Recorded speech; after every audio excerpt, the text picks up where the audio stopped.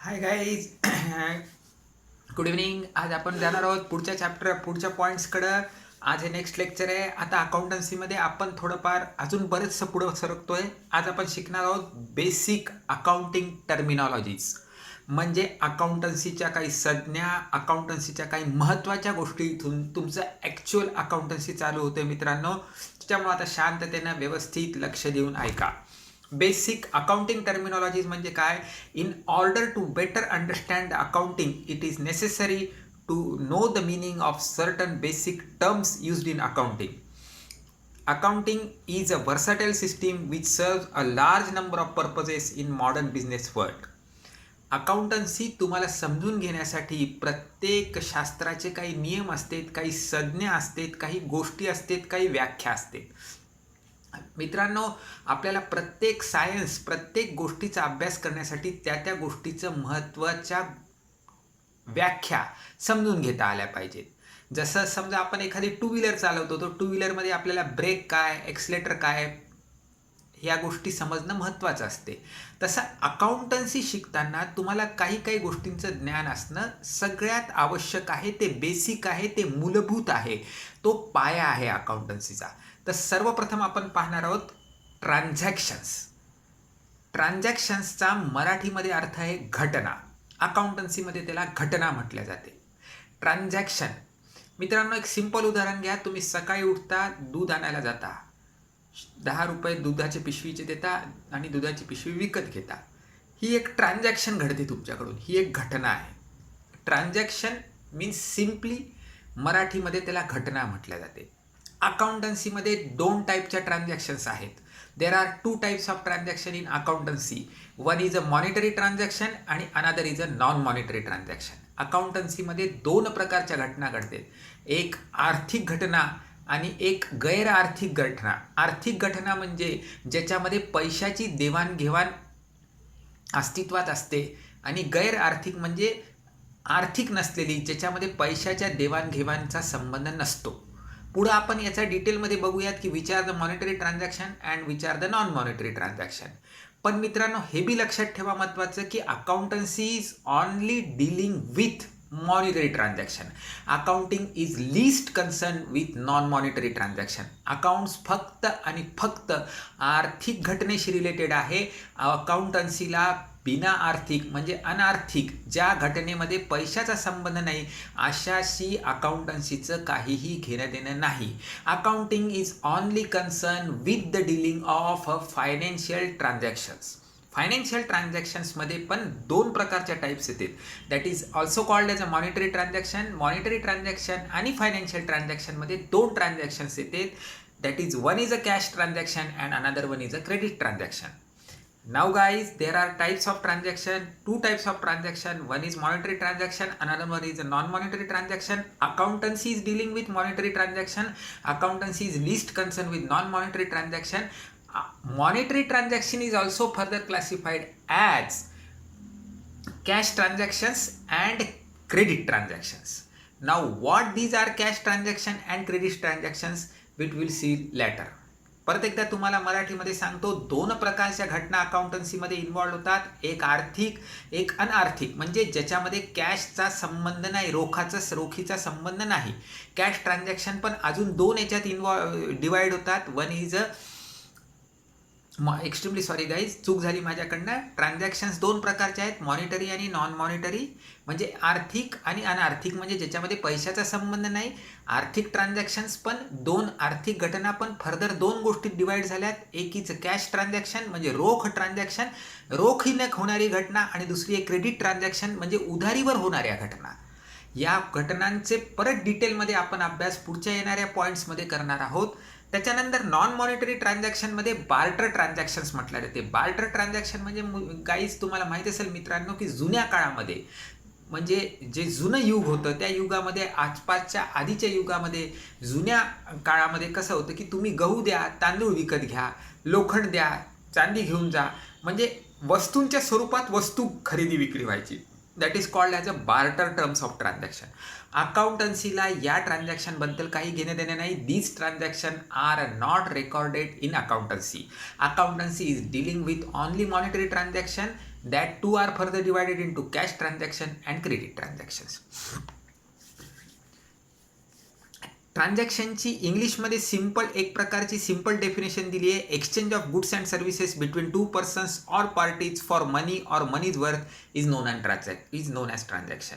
A transaction means exchange of goods and services between two or more persons for money or money's worth. म्हणजे दोन किंवा अधिक लोकांमध्ये पैशाच्या गरजेपोटी घडलेली घटना, त्याच्यामध्ये वस्तू किंवा अजून वस्तू सदृश्य काही सर्व्हिस सेवा ज्याच्यामध्ये उद्यमभूत झालेली आहे, अंतर्गत झालेली आहे, ती दोन लोकांमध्ये पैशासाठी घडलेला तो व्यवहार, याला आपण अकाउंटन्सी अंकेक्षणमध्ये घटना असं म्हणतो मित्रांनो. नाव आपण मी मगाशीच म्हटल्याप्रमाणे transaction is involved in two types, monetary transaction, non monetary म्हणजे क्रेडिट ट्रान्झॅक्शन्स. मॉनिटरी ट्रान्झॅक्शनमध्ये दोन प्रकार आहेत, कॅश ट्रान्झॅक्शन आणि क्रेडिट ट्रान्झॅक्शन. म्हणजे एक घटना अशी की त्याच्यामध्ये लागलीच तात्काळ पैशाचा देवाणघेवाण होते, आणि एक घटना अशी आहे की ज्याच्यामध्ये पैशाचं देवाणघेवाण होते पण काही कालावधीनंतर. It is a credit transaction म्हणजे उधारीवर घडलेल्या घटना. मग मॉनिटरी ट्रान्झॅक्शनमध्ये ज्या कॅश ट्रान्झॅक्शन आहे त्याच्यामध्ये एक सिंपल उदाहरण आपण घेऊ शकतो. Purchase of goods for cash ₹15,000. एखादा दुकानदार आहे, किराणा दुकानदार आहे साध्यातला साधा, तो मोंढ्यामध्ये गेला, होलसेल दुकानात गेला आणि त्याच्या दुकानातल्या मालासाठी ₹15,000 वस्तू रोखीनं विकत आणल्या. याला अंकेक्षण अकाउंटन्सीमध्ये कॅश ट्रान्झॅक्शनचं स्वरूप देण्यात येते. मग कसं मित्रांनो ते, there is a involvement of supply of goods between two or more persons. म्हणजे होलसेलवाल्याकडून या छोट्या किराणा दुकानदारानं माल विकत घेतला दुकानासाठी आणि त्याला ₹15,000 रोख दिले. म्हणजेच in short, exchange of goods or services between two or more persons for money or money's worth is known as a transaction, and that too a cash transaction. म्हणजे या ठिकाणी दोन व्यक्तींमध्ये पैशाशी संबंधित वस्तू किंवा सेवा याचा क्रय विक्रय म्हणजे देवाणघेवाण झाली, याला रोखीनं घडलेली घटना असं अंकेक्षण अकाउंटन्सीमध्ये म्हटलं जाते.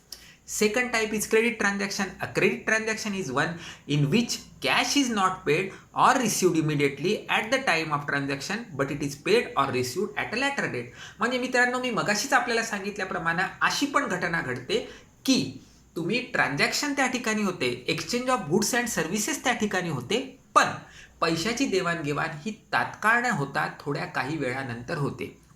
आपण पहिलंच उदाहरण परत रिपीट करूया. एक छोटासा किराणा दुकानदार मोंढ्यामधल्या मोठ्या किराणा दुकानदाराकडे गेला आणि त्यानं एक ₹15,000 वस्तूंची डिमांड केली त्याच्या दुकानातल्या मालासाठी. मोठ्या किराणा दुकानदाराने त्याला ₹15,000 वस्तू दिल्या, पण या दोघांचा खूप जुना संबंध आहे, व्यवसायाचे चांगले एकमेकांचे संबंध असल्यामुळे तो मोठा मोंढ्याचा दुकानदार या छोट्या किराणा दुकानदाराला म्हटला की साहेब, तुम्ही या 15,000च्या वस्तू 8 दिवसाच्या साईडवर, म्हणजे मला हे ₹15,000 तुम्ही 8 दिवसानंतर द्या, आज ह्या वस्तू तुम्ही उधारीनं घेऊन जा. अंकेक्षण अकाउंटन्सीमध्ये इथं एक्सचेंज ऑफ गुड्स आहे, पण there is no involvement of money at instance, म्हणजे इमिडिएटली तिथं पैशाची ट्रान्झॅक्शन नाही झाली, म्हणून आपण याला क्रेडिट ट्रान्झॅक्शन म्हणतो मित्रांनो. दोन प्रकारच्या मॉनिटरी ट्रान्झॅक्शन आहे, मी परत रिपीट करतो. There are two types of monetary transaction. One is a cash transaction in which involvements of goods or services against cash on immediate or instant basis. Another is a credit transaction in which there is involvement of goods or services on credit basis. There is no instant payment of cash. It is paid after some time. आता monetary ट्रान्झॅक्शन्सचा आपण इथे डिटेलमध्ये आपण अभ्यास केलेला आहे. Non monetary ट्रान्झॅक्शनबद्दल सध्या आपल्याला काही घेणं देणं नाही आहे, कारण मी आधीच सांगितल्याप्रमाणे accountancy is not dealing with non-monetary transaction. Accountancy is only dealing with monetary transaction. आता अकाउंटन्सीच्या काही कन्सेप्ट्स आहेत. कन्सेप्ट्स म्हणजे काय, काही व्याख्या आहेत, काही गोष्टी तुम्हाला माहीत पाहिजेत. जसं डॉक्टरांचं एक विज्ञान आहे, इंजिनियरचं एक विज्ञान आहे, प्रत्येकाचं आहे. जसं प्रत्येक गोष्टीला काहीतरी संज्ञा आहे. अंतर मोजायचं साधन स्क्वेअर फूट आहे, लांबी मोजायचं साधन सेंटीमीटर आहे. तसं एका गावाचं दुसऱ्या गावाचं अंतर तुम्ही किलोमीटरमध्ये मोजता. तसं अकाउंटन्सीमध्ये घटना, ट्रान्झॅक्शन्स मोजायचं, समजून घ्यायचं, त्याच्या रिलेटेड रेकॉर्डिंग करताना काही महत्त्वाच्या कन्सेप्ट्स आहेत. त्या कन्सेप्ट्स आता इथून सुरू होत आहेत. तुम्हाला ते काही महत्त्वाच्या गोष्टी माहीत असणं गरजेचं आहे.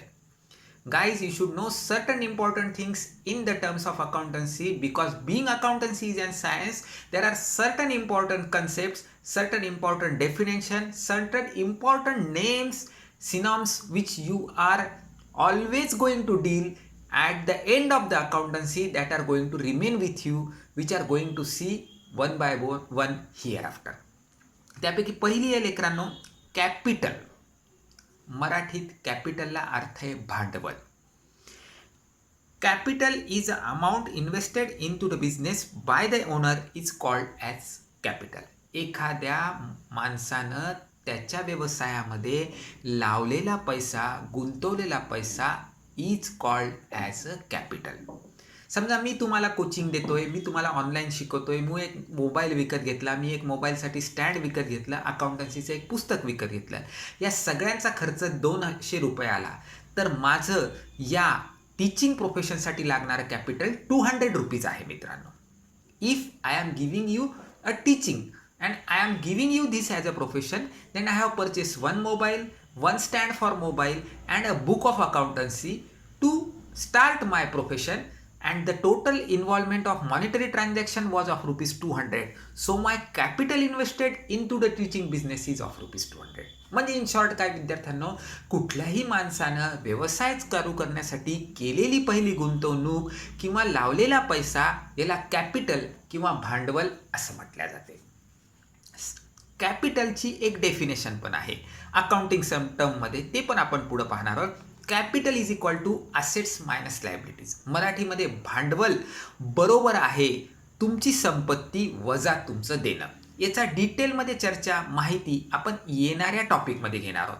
आता फक्त तुम्ही एवढंच लक्षात ठेवा मित्रांनो, that capital is equal to assets minus liabilities. नंतर आहे ड्रॉइंग्स. ड्रॉइंग्सला मराठीमध्ये शब्दशः अर्थ आहे मित्रांनो उचल. The drawings is called as the amount of cash or value of goods assets withdrawn from the business by the owner for personal use is called as drawings.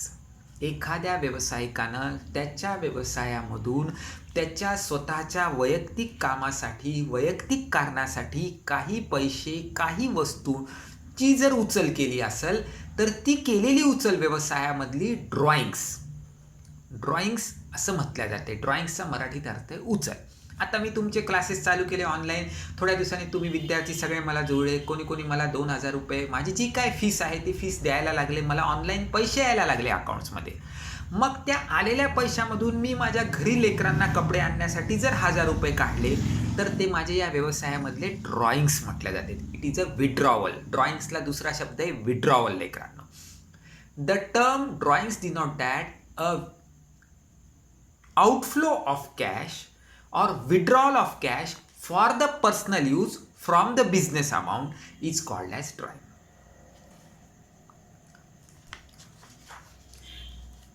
नंतर आहे मित्रांनो डेटर. अ डेटर means who has to pay to the business for getting goods and services on credit is known as a debtor. A debtor is a person who owes money to the business. व्यवसायामध्ये मित्रांनो मी तुमचे classes चालू केले, तुम्ही मला join झाले, तुम्ही मला सांगितलं हो सर तुमचं शिकवणं बऱ्यापैकी आम्हाला आवडते आहे, तुम्ही बरंच शिकवता, आम्ही तुमची XYZ फीस द्यायला तयार आहोत, पण आम्ही तुमची फीस 15 दिवसानं देणार आहोत. मग तुम्ही माझ्याकडे जॉईन झालात, तुम्ही माझी फीस 15 दिवसानं देणार आहात, तर आज माझ्यासाठी तुम्ही डेटर्स आहात मित्रांनो. डेटर्स म्हणजे मित्रांनो मला तुमच्याकडून माझ्या फीसचे पैसे घ्यायचे. Any person who is doing the business and who owes the money from the outside person to whom the goods or services are sold, he has to receive the money from that person after certain amount of time. That person is called as a debtor. याच्याच सारखं आहे लेकरांनो विद्यार्थ्यांनो creditor. A creditor in a person or a creditor is a person to whom business has to pay for getting goods or services on credit is known as a creditor, or in short a creditor is a person to whom business owes money. म्हणजे मित्रांनो काय, जसं मी तुम्हाला शिकवायला लागलो तर तुमच्याकडून fees घेतो, पण तसं मी तुम्हाला अकाउंटिंगच्या बरोबर समजा म्हटलं मी इकॉनॉमिक्स शिकवतो, पण मला इकॉनॉमिक्स येत नाही, मी एक सर लावले इकॉनॉमिक्स शिकवायला, मग त्या सरांना मला काही XYZ फीस द्यावं लागेल. मग मी त्या सरांना पण म्हटलं की सर मला 1 महिन्यानंतर माझ्या विद्यार्थ्यांची फीस येणार आहे, त्या फीसमधून आलेले पैशातून मी तुम्हाला तुमची फीस देईल. म्हणजे आजच्या डेटमध्ये ते जे सर माझ्यासाठी तुम्हाला इकॉनॉमिक्स शिकवते त्यांना मी तेवढ्या फीसचं देणं लागतो, तर ते माझे क्रेडिटर झाले. म्हणजे काय guys, in short, in a business, to a person whom you owes a money, means to a person whom you have to pay the money is your creditor, or a person from whom you have to receive the money is your debtors. मित्रांनो, आलं लक्षात तुमच्या? आपण एक brief synopsis करून घेऊया. आतापर्यंत काय पाहिलं, पहिल्यांदा इंग्रजीत रिपीट करूया आणि नंतर मराठीत सांगतो. पहिल्यांदा आपण सुरुवात केली होती टाइप्स ऑफ ट्रान्झॅक्शनमध्ये. त्याच्यामध्ये ट्रान्झॅक्शन 2 बघितल्या होत्या, monetary transaction, non monetary transaction. Monetary transaction divided into cash transaction and credit transaction. Non monetary ट्रान्झॅक्शनमध्ये बार्टर टर्म्स ऑफ ट्रेड्सच्या ट्रान्झॅक्शन आहेत. Accountancy is least concern with non monetary transaction, त्याचा विषय इथं संपलाय. ट्रान्झॅक्शनची एक छोटीशी डेफिनेशन मी तुम्हाला सांगितली होती. वस्तू किंवा सर्व्हिसेस, सेवा, ह्याची 2 माणसांमध्ये पैशासाठी झालेली देवाणघेवाण यालाच आर्थिक घटना असे म्हटलं जाते. Monetary transaction is also divided into 2 parts. ते आहे कॅश ट्रान्झॅक्शन आणि क्रेडिट ट्रान्झॅक्शन, म्हणजेच रोखीनं घडणारी घटना, उधारीवर घडणारी घटना. छोटासा किराणा दुकानदार मोंढ्यामध्ये जाऊन मोठ्या किराणा दुकानदाराकडून 15,000 रुपयाच्या वस्तू रोखीनं आणतो, ती कॅश ट्रान्झॅक्शन. पण ओळखीच्या बेसिसवर मोठ्या दुकानदाराबरोबर त्याच्या असलेल्या संबंधाच्या बेसिसवर 8 दिवसाच्या क्रेडिट साईडवर 15,000च्या वस्तू उधारीवर आणतो, that is a credit transaction. Non monetary ट्रान्झॅक्शनचा आपला संबंध नाही. काही कन्सेप्ट्स मी तुम्हाला अकाउंटन्सीच्या सांगितल्या. त्याच्यामध्ये पहिल्यांदा सांगितलं होतं कॅपिटल. कॅपिटल म्हणजे भांडवल. भांडवल म्हणजे पर्टिक्युलर माणसानं त्याचा व्यवसाय चालू करण्यासाठी त्या व्यवसायामध्ये गुंतवलेली रक्कम म्हणजेच भांडवल आहे. माझं स्वतःचं कोचिंग उदाहरण देताना मी तुम्हाला सांगितलं, मी क्लाससाठी ऑनलाईन चालू करण्यासाठी मोबाईल आणला, स्टँड आणलं, पुस्तक आणलं, त्याला 1000 रुपये लागले. ते माझं कोचिंगच्या व्यवसायासाठी असलेलं 1000 रुपयाचं भांडवल कॅपिटल आहे. भांडवलाची अकाउंटन्सीमध्ये पण लेकरांनो एक चांगली डेफिनेशन दिलेली आहे, जी आपण डिटेलमध्ये पुढे पाहणार आहोत. डेफिनेशन फक्त लक्षात घ्या. Capital is equal to assets minus liability, म्हणजेच भांडवल बरोबर आहे तुमची संपत्ती वजा तुमचं देणं. त्याच्यानंतर ड्रॉइंग्सला मराठीत म्हटलं जाते उचल. व्यावसायिकानं त्याच्या व्यवसायाच्या पैशामधून त्याच्या घर खर्चासाठी, त्याच्या वैयक्तिक कामासाठी काही पैसे काढले तर त्याला ड्रॉइंग्स असं म्हटलं जाते मित्रांनो. नंतर आहे डेटर्स. व्यवसायामध्ये तुम्हाला ज्या लोकांकडून पैसे घ्यायचे असते त्या लोकांना तुम्ही डेटर्स म्हणतात, आणि ज्या लोकांना तुम्हाला पैसे द्यायचे असते त्यांना तुम्ही क्रेडिटर्स म्हणतात. I am going to repeat in English, guys. There are 2 types of transaction. One is monetary transaction, another one is a non-monetary transaction. Accountancy is strictly not dealing with the non-monetary transaction, whereas the monetary transaction are divided into 2 parts. One is a cash transaction, another one is a credit transaction. The simple definition of transaction in the accountancy is given as exchange of goods or services between the 2 or more persons, in 2 or more persons or parties, for money or money equivalent or money worth is known as a transaction. Monetary transaction is also divided into 2 parts. One is a cash transaction, another one is a credit transaction. Cash transaction, as I earlier said, that when a small shopkeeper purchase goods worth rupees 15,000 from a big wholesale dealer or distributor on cash basis, that is called as a cash transaction.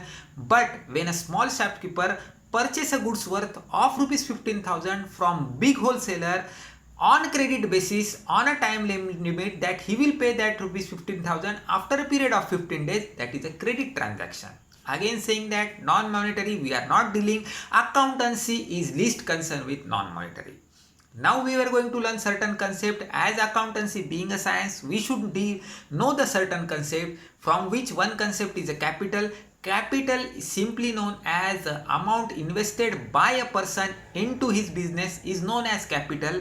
The standard definition of the capital is equal to assets minus liabilities. In the coming chapter we will see into the detail what is mean by assets and what is mean by liabilities. Another concept is that drawings simply mean that when a proprietor or the owner of the business who is running the business, who withdraws some goods or services or cash for his personal own business, for his personal own use or for his family from his business, is known as a drawings. Another is a debtors. A person who is doing a business and he owes some money to some another person, owes some money from some another person into his business, then that person is called as a debtors. Vice versa, if he owes, means he have to give, he is payable or he have to give after certain time money to some another person, then he is called as a creditor. So till now we have learned transaction, definition of transaction, type of transaction, concept such as capital, drawings, debtors and creditors. मित्रांनो, मला वाटते तुम्हाला मी आतापर्यंत जे सांगितलं ते व्यवस्थित चांगलं समजून सांगायचा प्रयत्न केला आहे. होप तुम्ही तुमच्या पण अकाउंटन्सीच्या पुस्तकामध्ये या कन्सेप्ट वाचा, तुम्हाला परत लक्षात येतील आणि चांगल्या प्रकारे अभ्यास करा. आजचं लेक्चर इथंच संपते. आमच्या चॅनलला लाईक करा, सबस्क्राईब करा. माझा ईमेल आय डी, माझा कॉन्टॅक्ट नंबरचे डिटेल्स त्याच्यात दिलेले आहेत. उद्या आपण परत पुढचा पार्ट पाहणार आहोत. थँक्यू. Good night.